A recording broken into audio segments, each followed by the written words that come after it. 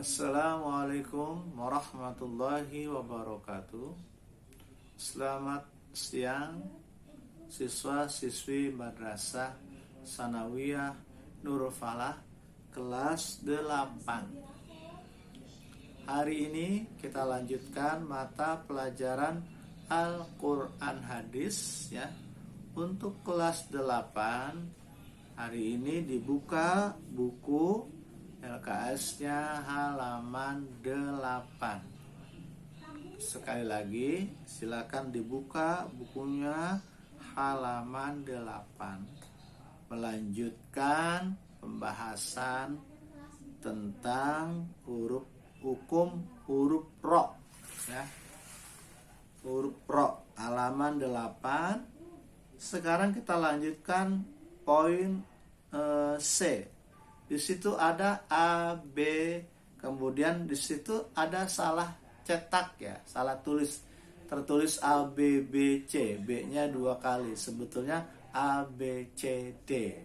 Ini tulisan di buku cetaknya A, B, B, C. Jadi dibetulkan, B yang 1 dijadikan C. Kita lihat yang C. Hukum ro.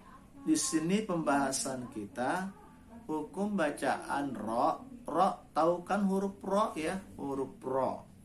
Ro dibaca tebal atau tafkhim.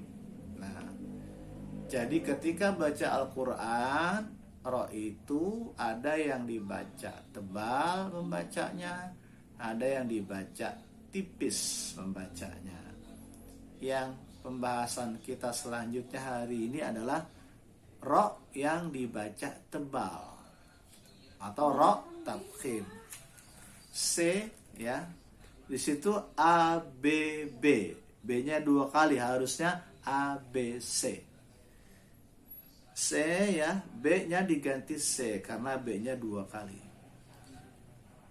Apabila ro mati, huruf ro mati. Huruf ro mati itu huruf ro yang bertanda baca sukun karena dibaca waqaf. Ro-nya menjadi sukun, menjadi mati karena berhenti membaca. Jadi pada saat berhentinya di huruf ro. Nah, ketika baca Quran kan banyak ayat. Baca misalkan Zalikal kitabu la raiba fihi hudal lil muttaqin.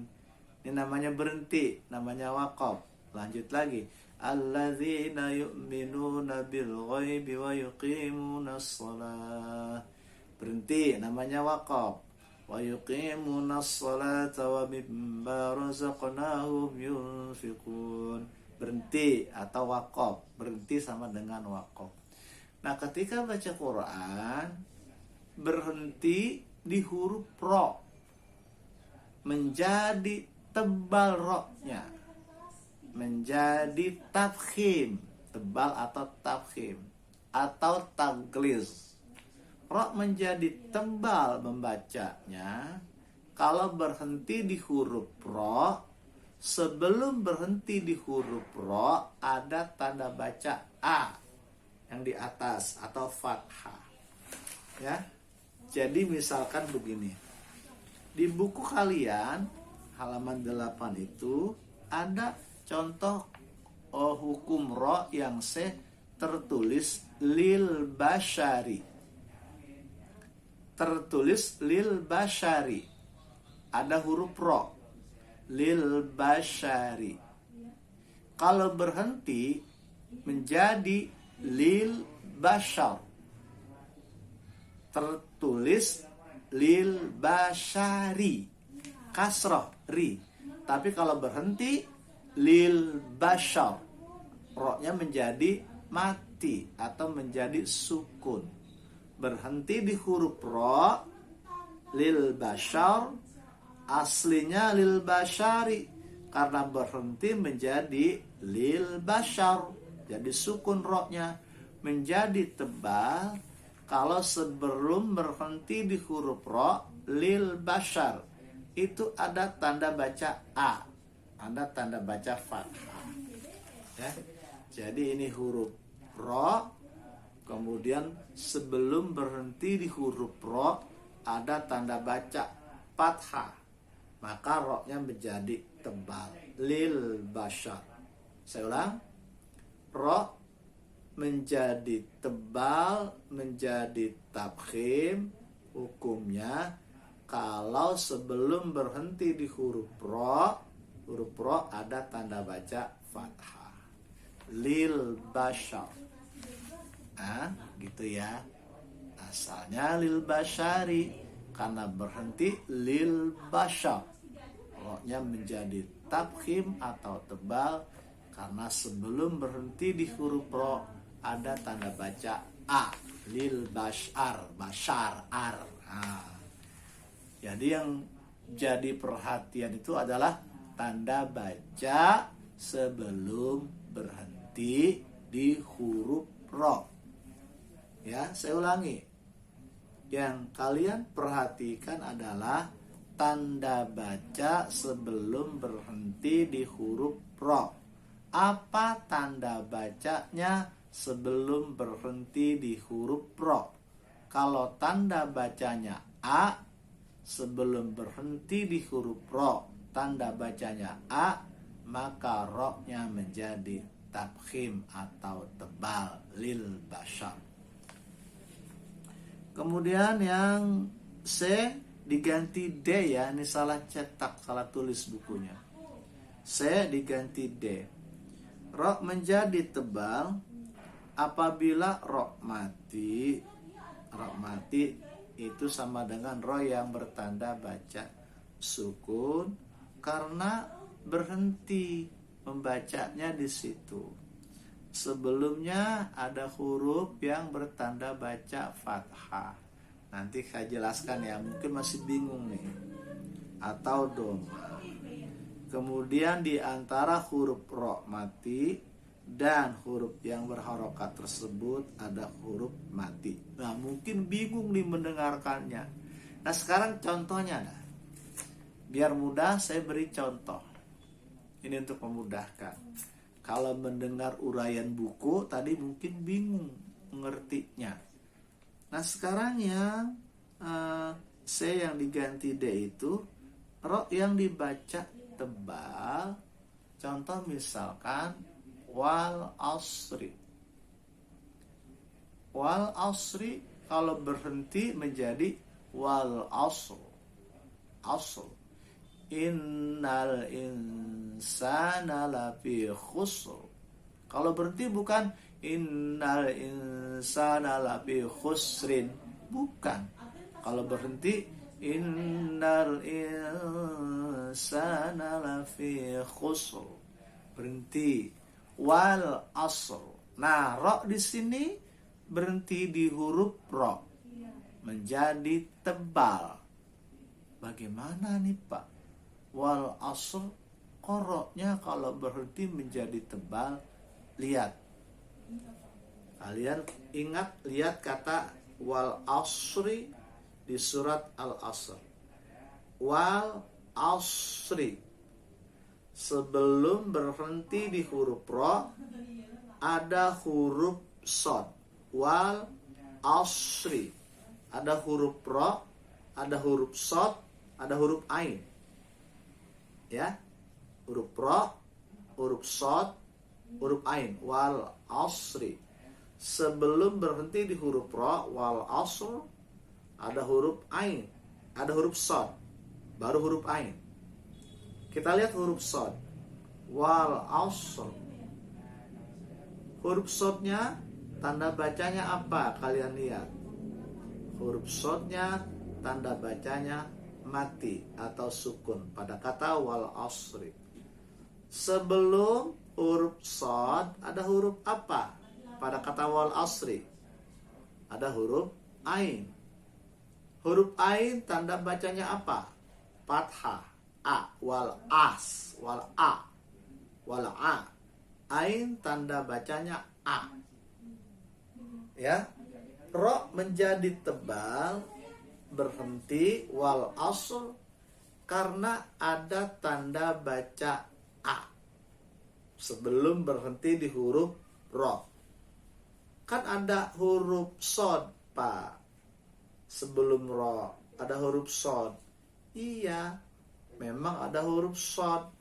Tapi huruf sodnya tanda bacanya sukun. Saya ulangi. Memang ada huruf sod. Tapi huruf sod tanda bacanya sukun.